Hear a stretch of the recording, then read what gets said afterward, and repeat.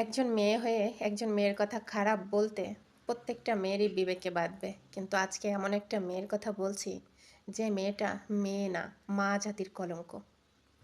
একজন ছেলে পরকীয়া করতে পারে, একজন মেয়েও পরকীয়া করতে পারে, কিন্তু একজন মা তার দুধের বাচ্চাকে রেখে শুধুমাত্র পরকীয়ার কারণে সংসার ছেড়ে চলে যেতে পারে।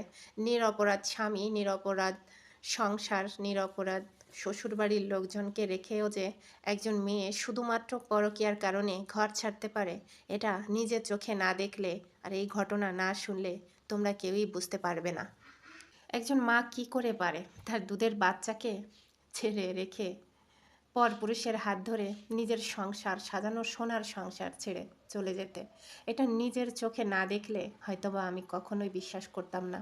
আমার মন মানসিকতা এমনই, যেখানে আমার 9 বছরের বাচ্চাকে আমি একটা দিনের জন্য কখনো চোখের আড়াল করতে পারি না, সেখানে 2.5 বছরের বাচ্চাকে, দুধের বাচ্চা যে মা ছাড়া একটা দিনও থাকতে পারে না, ঠিক এরকম বাচ্চাকে রেখে তার মা শ্বশুরবাড়িতে কোনো মানুষের কোনো রকম অন্যায় না থাকা সত্ত্বেও তার নিজের সাজানো সংসার ভেঙে শুধুমাত্র পরকীয়ার কারণে সংসার ছেড়ে চলে গেছে।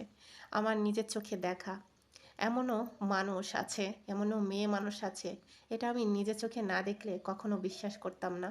হয়তোবা অনেকের জীবনে হয়ে থাকে, তবে আমি নিজের চোখে বাস্তব প্রেক্ষিতে কখনোই দেখিনি।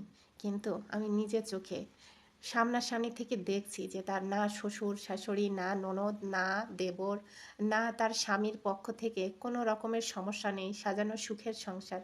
এক কথায় সে রাজরানী। সেই রাজরানী একটা ফুটফুটে 2.5 বছরের বাচ্চা ছেলে সন্তান, তাও তাকে রেখে শুধুমাত্র পরকীয়ার কারণে সেই মেয়ে ঘর ছেড়ে দুধের বাচ্চাকে ছেড়ে চলে গিয়েছে। আসলে এইসব মেয়েরা আমাদের সমাজে হয়তো বা দু একটা এমন মেয়ে অবশ্যই আছে।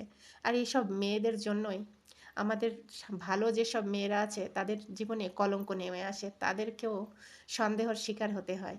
এসব মেয়েদের না উপযুক্ত শাস্তির দরকার আছে। তবে দুদিনের শান্তির জন্য, সুখের জন্য যে মেয়ে তার এই দুধের বাচ্চার কান্না, দুধের বাচ্চার মুখের ছবিটা ভুলে গিয়ে অন্য পরপুরুষের হাত ধরে যখন চলে গিয়েছে, হাজারো মানুষের দীর্ঘশ্বাস, হাজারো মানুষের চোখের পানি, সে কি কখনো সুখী হতে পারবে? আমার তো মনে হয় না কখনো সুখী হতে পারবে।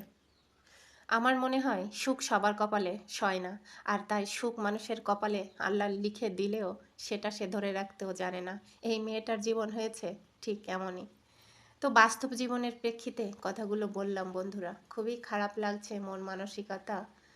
এটা বাস্তব জীবনে ঘটে যাওয়া একটা ঘটনা তোমাদের সঙ্গে শেয়ার করলাম। তো এরকম দুই একটা মেয়ের জন্য আমাদের কত মেয়েকে এমন গ্লানি বয়ে নিয়ে বেড়াতে হচ্ছে।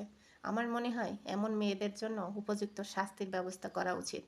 যদি শাস্তির ব্যবস্থা করা হতো তাহলে দুধের বাচ্চাকে রেখে অন্তত কোনো মা তার নিজের সুখের জন্য সুখ খোঁজার চেষ্টা করতো না।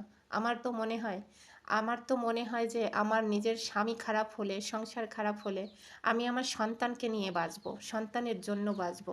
কিন্তু এ কেমন মা নিজের সুখের জন্য তার সন্তানকে ত্যাগ করলো, সন্তানকেই কষ্টের সাগরে ভাসিয়ে নিজের সুখ খুঁজলো? আল্লাহর কাছে কি সে জবাব দিতে পারবে? না সে সন্তানের কাছে কোনোদিনও তার মুখ দেখাতে পারবে? আসলে আমি বুঝতে পারি না এমন মায়েদের কি শাস্তি হওয়া উচিত।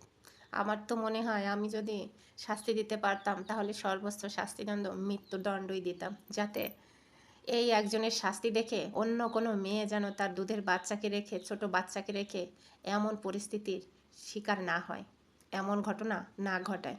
তো বন্ধুরা, কথাগুলো অনেক কষ্টের মধ্যে দিয়ে বললাম। তোমাদের কথাগুলো শুনতে হয়তো বা খারাপ লাগতে পারে, কিন্তু এমন ঘটনাও ঘটছে বাস্তব জীবনে। সবাই সাবধানে থাকবে যেন কারোর জীবনে এমন ঘটনা না ঘটে। আর সবাই দোয়া করবে সেই বাচ্চাটার জন্য যেন সে তার মাকে ভুলে থাকতে পারে।